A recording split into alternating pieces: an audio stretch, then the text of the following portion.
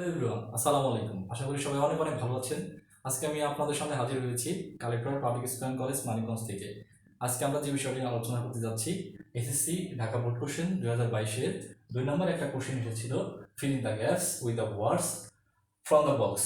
এই কিভাবে শূন্যস্থান পূরণ করতে হয় সেটা আমি এখন করার চেষ্টা করব।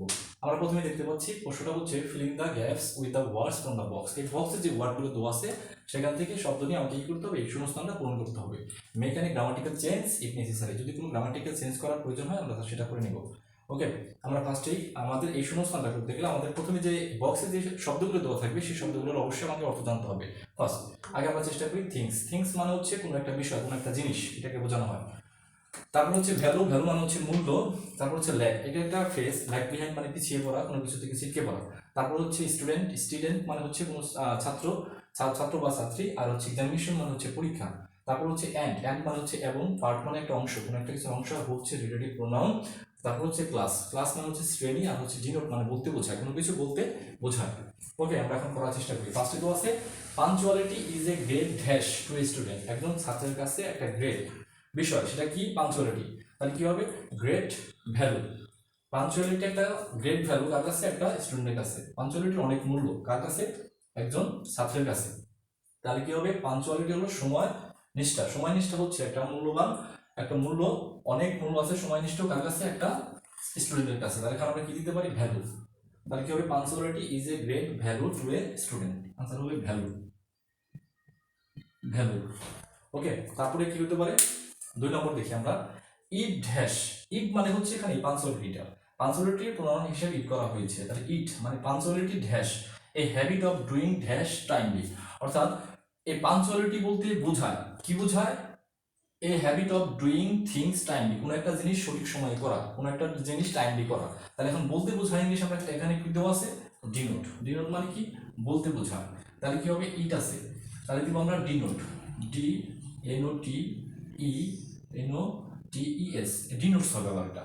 ডিনোট না হয়ে ডিনোটস হবে। কেন? কারণ এখানে থার্ড পারসন সিঙ্গুলার নাম্বার, এটা হচ্ছে one kind of third person singular number. এরপরে যেহেতু ভাগ দিয়েছি তাহলে ডিনোটটা হবে ডিনোটস।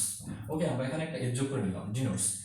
পাঞ্চুয়ালিটি বলতে বোঝায় a habit of doing dash timely, a habit of doing things, কোনো একটা জিনিস, কোনো একটা জিনিস সঠিক সময়ে টাইমলি করাটাই হচ্ছে পাঞ্চুয়ালিটি।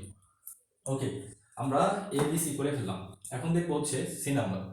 অ্যান আনপাঞ্চুয়াল স্টুডেন্ট, যারা সময়নিষ্ঠ না, যেসব ছাত্রছাত্রী তারা নিয়মিত না, সময়নিষ্ঠ না, সময়ের প্রতি কোনো খেয়াল নাই যাদের, dash is late in the dash will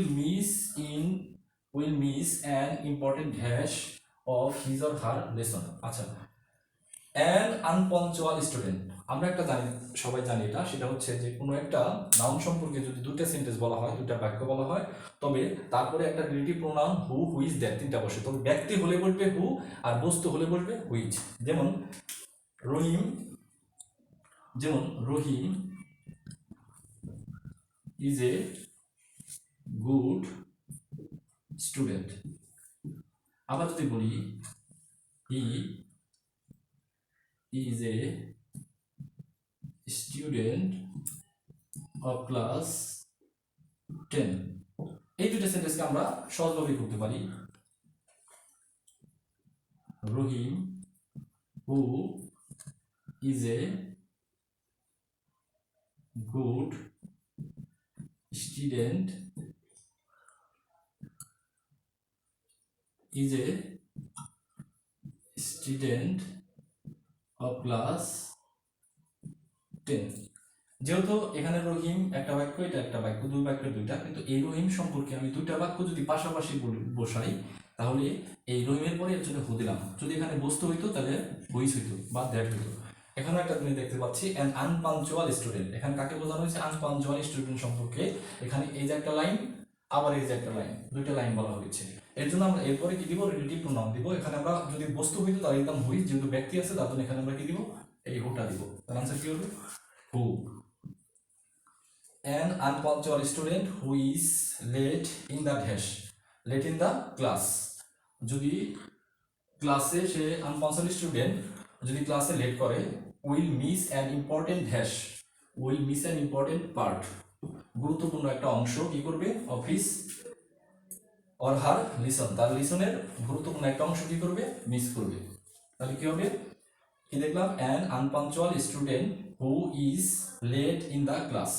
একটা আনপাঞ্চুয়াল স্টুডেন্ট যে কিনা ক্লাসে লেট করে যায়, কি হবে, will miss an important part, একটা গুরুত্বপূর্ণ অংশ কি করবে, মিস করবে, of his or her lesson, তার লিসনের। হিট হেল্প বিহাইন্ড, এর ফলে কি হবে, সে ছিটকে পড়বে বা পিছিয়ে পড়বে। তাহলে কি হবে, ই লেগস বিহাইন্ড, এখানে যদি লেগস দেওয়া আছে, এখানে থার্ড পারসন সিঙ্গুলার নাম্বার, এর জন্য ভার্বের সাথে ইজ বাই জিএস অলরেডি এখানে দেওয়া আছে, লেগস এর যোগ করা আছে, তার জন্য হবে লেগস বিহাইন্ড। তারপরে কি আছে, but a punctual dash learns his or her lesson, এই পাঞ্চুয়াল সমাদিষ্ট একজন কি হবে, স্টুডেন্ট, কো আছে স্টুডেন্ট।